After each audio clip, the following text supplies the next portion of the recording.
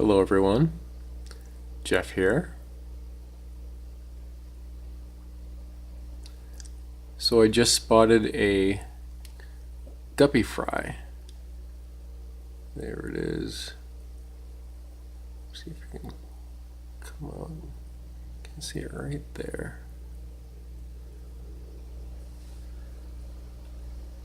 Just now I've spotted it for the first time. I was about to make a video showing this aquarium because I was going to talk about my Wisteria plant, water Wisteria. And I just happened to notice this guppy fry. It's right there. So far I just see the one. I might scour the tank looking for more, but I'll get back to that. What I wanted to show was this water Wisteria. So, by the way, this is the Ocho, my 8th aquarium. I set this up to serve as a quarantine tank. There's a little more going on here since the last time I showed it. The last time I showed it was when I got all the fish in here, and I mentioned I also got this plant and this lava rock. I had already had the water sprite, but I wanted to point out this water Wisteria. So you can see how here on the lower end of the stems, you can see how the leaves are different, and then at the top there are more, they're more like solid piece leaves, and here they're more kind of like branched out leaves. I don't know how to really describe it, but that is the difference of being grown submersed or immersed. So immersed grown, that's how, where these are, the leaves are grown above water. And once it was being submersed, this is how it grows. I think it looks really cool. The submersed grown, that's how it will all become eventually. But when I bought it from my local fish store, it was starting to, like, some of the leaves toward the top were submersed grown because they received it grown immersed, and then they had it in their aquarium at the store for a little while, so it was already growing, making the conversion to the submersed growth. And now it's been in this tank maybe 2.5 weeks now, and show more submersed growth. So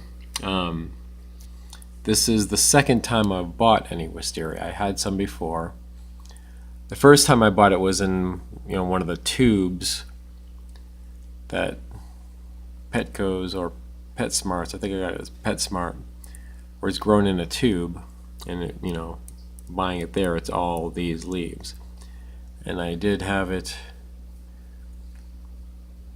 grow and thrive for a while. I had it growth in my 30-gallon aquarium, and then I had a nice portion growing in my 10-gallon Guppy on the hybrid tank. But eventually it just died off. How or why, I'm not really sure, but I think it had something to do with being in aquariums with so many other plants. I do know that in my 10-gallon Guppy on the hybrid tank, I started using Aquarium Co-op Easy Carbon after I started getting hair algae in that tank, and that may have been a factor in killing it off, because that's how my guppy grass also died. Yeah, so I bought this because I want to, trying it the second time around now, I want to keep it as a a species only plant in my next aquarium, the one that's going to go. This is my 9th tank that I'm about to set up pretty soon, probably this weekend. Another 10 gallons, so it may not be the one and only species, but I might have, maybe a few other plants, like there's a Java fern right there. I just attached it to this. I didn't attach it, but I just put this other little river rock to anchor it down, so like the stems can kind of attach themselves to this lava rock. And while we're here, this is Water Sprite. And the Water Sprite and the submersed growth version of Water Wisteria do look similar, though these are thinner and this is thicker, but just kind of like that pattern. I don't, however you want to describe it. And these often get confused for each other. I have seen other YouTube videos where people have described or have referred to Water Wisteria as Water Sprite. And here's some, I have at the top where I found that guppy fry in. Yep, there it is again, right there.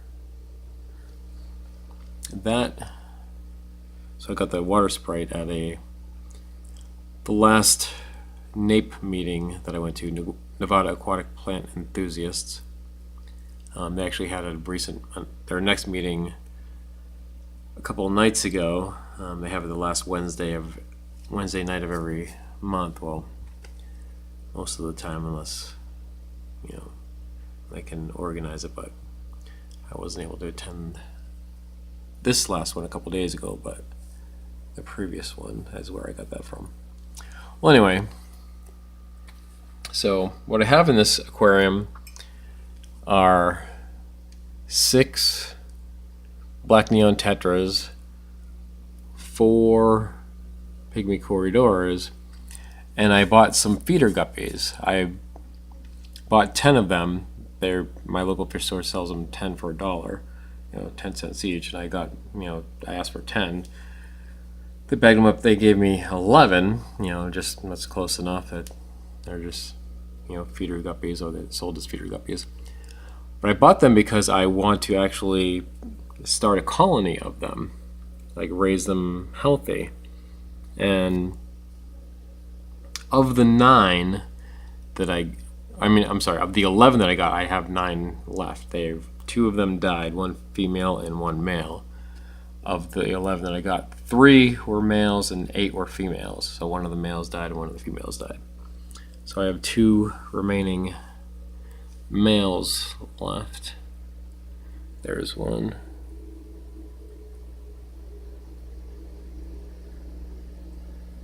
That's of the 2 that I have left, that's the less colorful of the 2. The most colorful one of the 3 that I bought is one that died. Let me see if I can find the other male.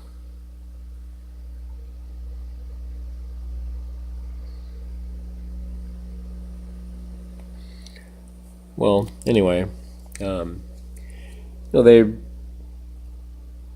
not really raised and taken the best care of, just being sold as feeder guppies. But here in this quarantine tank, I used quarantine medications, ICX, General Cure, and erythromycin, and they appear to have helped them. They do seem good. The remaining ones do seem good and healthy now. They weren't so much when I first got them. Some of them had some nicked up fins, and there's one female that's still kind of scraggly looking. These other ones look pretty healthy, and healthy enough that one had babies. There's only the one fry in there. This is the fry there, This one, though, it's really, bigger than that fry that must have been born very recently, if today or within the last couple of days. But this is one of the original that I bought that was like, I guess like a fry that was among the bag that they caught. But this is a good sign, because this is what I wanted to do with them. I wanted to raise them, raise them as a colony. I was thinking of putting them in my 3-gallon. I have a 3-gallon cylinder tank that I was using as a banishment tank when I had a mosquito fish, but that has since died. So now I think I want to put these in there, and I also might want to try to put them outside and keep them in a little tub outside. And for me, it's, here we are towards the end of September, and that's actually might be better temperatures here because I live in Las Vegas, or in the summer it's blazing hot, where people in other areas might do their summer tubs, but I can't because it's too hot. So I'm thinking I'm going to do a fall tub and put some of these guppies in there. Even though they're not fancy guppies, they're just, this is the one right here that's, where'd it go? That was the female that was still kind of not looking too good. But most of them are looking pretty healthy. Yeah, the females are colorless, and the males aren't. Here's the one that's the least healthy, and that's even looking better than she was. With the males, here's a male right there. That's the same, least, okay, and there in the back is a more colorful one of the two. Like this one, the less colorful male, like his tail fin was a big tear in it, and that is healed up and almost like entirely almost as if it had never been torn in the first place. So it's getting healthy. And maybe a week or so ago, they were kind of lethargic when I first got them, but how male live bearers do with their gonopodiums, and now they're acting more like guppies, like waving their gonopodiums around after the females. So first started seeing that happening last week, and there might have just witnessed a little aggression between the two males there. But yeah. So that's what's up with the Ocho. Alright. And I'm wondering, I have these pygmy corridors in here. I'm thinking I might have 4 in this tank, and 2 in my Guppy Endler hybrid tank, and 4 in my 3.5 gallon Neocaridina shrimp tank. So I'm thinking of putting them all together, because getting a group together, and I think with more of them they'll start swimming around more, and they're really cool to watch when they swim in groups. So I think I might, when I set up my next 10 gallon, I think those are the ones I'm going to keep in there with some other fish that I anticipate getting pretty soon, now that the weather is cooling down. And that's where I'm going to put the Wisteria, and I'll probably put that lava rock in there.